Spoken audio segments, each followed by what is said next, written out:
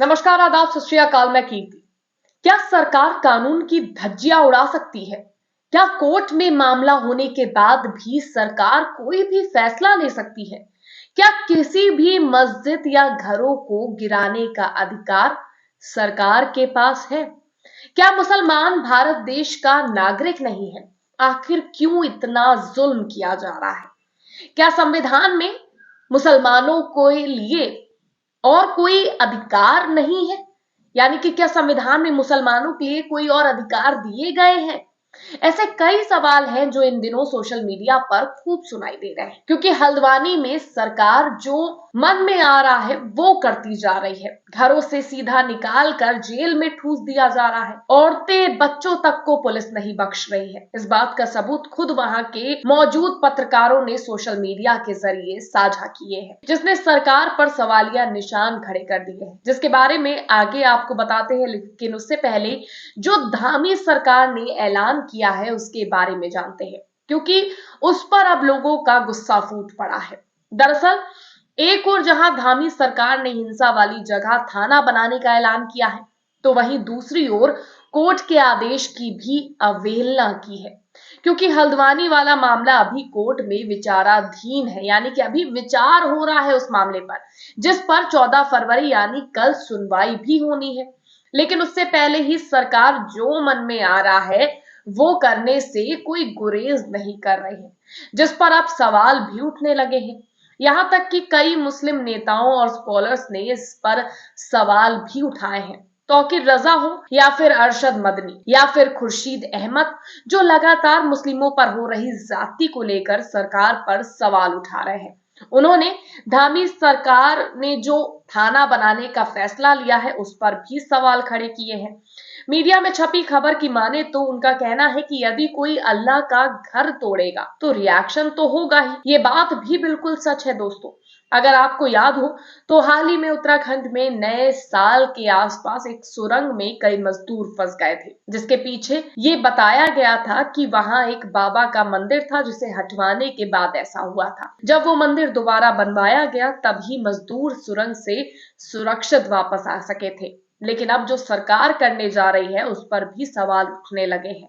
Media reports के मुताबिक Islamic मामलों के जानकार खुर्शीद अहमद ने कहा कि देखिए, यदि किसी धार्मिक स्थल को तोड़ा जाता है तो उसका रिएक्शन होता है, लोग विरोध करते हैं। यहाँ हुई हिंसा के कई सारे कारण हैं। उन्होंने पुलिस अफसरों पर आरोप लगाते हुए कहा कि उनका ट्रांसफर होना था, लेकिन उनको रिलीव नहीं किया गया क्योंकि वो लोग एक खास मिशन पर काम कर रहे थे। ड्रोन से सर्वे किया जा रहा है। किसी ने भी इस साजिश के तहत कोई हिंसा नहीं की। जो भी पत्थर चलाए गए वो विवादित इमारत को ध्वस्त करने के बाद वहां जमा थे। कोई भी धार्मिक स्थल परमिशन लेकर नहीं बनाई जाती। इस्लामिक कानून कहता है कि जमीन अपनी होनी चाहिए, लेकिन वो नजूल की जमीन पट्टे पर थी। आबादी है तो बना ली गई है। इसके साथ ही जमीयत उलेमा हिंद के उत्तर प्रदेश सचिव जाकिर ने कहा, अमन चैन लौटे, इसके लिए अपने नजरिए को सही करना होगा। देश का मुखिया, प्रदेश का मुखिया, उसके लिए सब बराबर होने चाहिए। ऐसा ना हो इनके लिए सोच कुछ है, उनके लिए सोच कुछ है। ये जांच हो कि अधिकारियों से कहां चूक हुई है। ये मामला पहले से कोर्ट में है, चंद दिन में इसकी सुनवाई होनी है। इसको पहले खूब शोर मचाकर लोगों को उकसा कर आप मस्जिद और मदरसा शहीद करने जा रहे हैं। कितनी भीड़ थी और कितने लोगों के हाथ में पत्थर है। एक और जहां सरकार पर ये आरोप लग रहे हैं, तो वहीं दूसरी ओर ये भी कहा जा रहा है कि सरकार लगातार मुस्लिमों को निशाना बना रही है। एक पत्रकार ने सरकार पर आरोप लगाते हुए ट्वीट करते हुए एक जानकारी दी और लिखा है कि हल्द्वानी में मुसलमानों पर बेइंतहा जुल्म के बाद मस्जिद और मदरसे को शहीद कर दिया गया। मुसलमानों को पुलिस द्वारा शहीद कर दिया गया। संवैधानिक पुलिस द्वारा मुस्लिम पुरुष और महिलाओं को घसीट घसीट कर पीटा गया। वैसे इस हकीकत को कोई भी मीडिया आपको नहीं दिखाएगा। यानी कि लोग सीधे तौर पर कह रहे हैं कि संविधान के विरुद्ध जाकर, कोर्ट के फैसले के विरुद्ध जाकर ये जो हरकतें की गई, जो हकीकत नहीं दिखाई जा रही है, उसके पीछे के शख्स को कौन आरोपी कहेगा? एक और पत्रकार ने ट्वीट करते हुए एक जानकारी बताते हुए लिखा है कि उत्तराखंड हल्द्वानी दर्दनाक हिंदू भीड़ और संवैधानिक पुलिस के क्रूर हमले व अपने कलेजे के टुकड़े की निर्मम हत्या के बाद हल्द्वानी की मुस्लिम महिलाओं का दर्द। हिंदू भीड़ के साथ मिलकर कैसे इन पर जुल्म किया गया, आप खुद सुने। यानी कि ये आंसू, ये चीखे, ये जो दर्द है ये बयां कर रहा है कि हालात क्या हो गए हैं और क्या से क्या हालात किए जा रहे हैं। जानबूझकर लगातार हालात बद से बदतर हो रहे हैं। बता दें, ऐसा दावा है कि पुलिस लगातार मुस्लिमों को निशाने पर ले रही है। वहां मौजूद कुछ पत्रकारों ने कई रिपोर्ट्स भी तैयार की हैं जिसमें इस बात का दावा किया गया है। एक वीडियो भी सोशल मीडिया पर वायरल है जिसमें कुछ युवक ये बात साफ कहते हुए दिख रहे हैं कि मुस्लिमों को परेशान किया जा रहा है। इस बारे में जानकारी देते हुए एक यूजर ने लिखा है कि उत्तराखंड के हल्द्वानी में मुसलमानों के मस्जिद और मदरसा विध्वंस के विरोध के दौरान लोगों ने बताया कि कैसे पुलिस द्वारा मुसलमानों पर अत्याचार किया गया, जिसमें कई लोगों की जान चली गई। क्या कसूर था उन मासूमों का जिनकी जान गई? इतना ही नहीं, सवालों के बीच अब आरोपों का भी सिलसिला जारी है।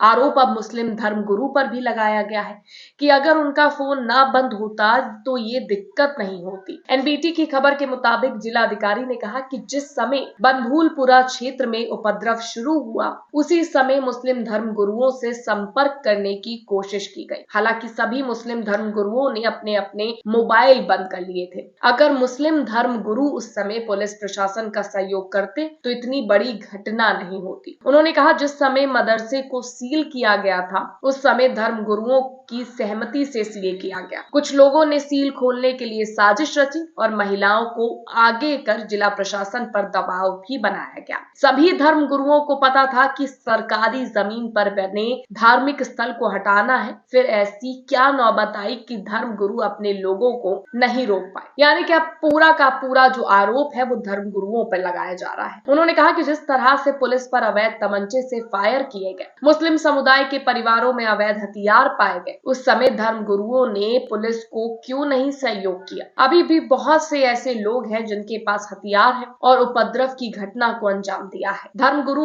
उनका नाम बताकर पुलिस और जिला प्रशासन का सहयोग करें। डीएम ने कहा कि आप लोग आरोप लगा रहे हैं कि पुलिस दरवाजा तोड़कर घरों के अंदर घुसकर बेगुनाहों को परेशान कर रही है। अगर मुस्लिम धर्म गुरु सहयोग करे तो पुलिस को ऐसी नौबत ही नहीं आएगी कि दरवाजा तोड़कर अंदर जाकर ऐसी कार्रवाई करनी पड़े। यानी हर तरफ से मुस्लिम ही जिम्मेदार बताए जा रहे हैं, जबकि मामला कोर्ट में विचाराधीन है।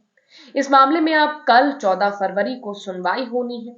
अब आगे कोर्ट इस पर क्या फैसला देता है, इस पर पूरे देश की निगाहें लगी हुई हैं। आप सरकार के द्वारा किए गए इस एक्शन को लेकर क्या कहना चाहते हैं? आपकी अपनी राय क्या है? कमेंट्स करके जरूर बताइएगा, क्योंकि जो मामला कोर्ट में विचाराधीन है उस पर कोर्ट का फैसला आने से पहले ही रिएक्शन दे देना, बुलडोजर चला देना और उसके बाद खुद के मनमाने तरीके से उस जमीन पर जहां अभी विवाद चल रहा है, लोग आक्रोशित हैं, भड़के हुए हैं, उस जमीन पर अब पुलिस थाना बना लेने की बात करना, ये क्या लोगों को उकसाने की प्रक्रिया नहीं है? क्या हो रहा है? एक बार फिर सियासी रोटियों के लिए क्या एक बार फिर बेगुनाह जलाए जाएंगे, उस आग में फूके जाएंगे? अपनी राय कमेंट बॉक्स में जरूर दीजिएगा। वीडियो को लाइक और शेयर करना और कमेंट करना, साथ ही साथ चैनल को सब्सक्राइब करना मत भूलिएगा।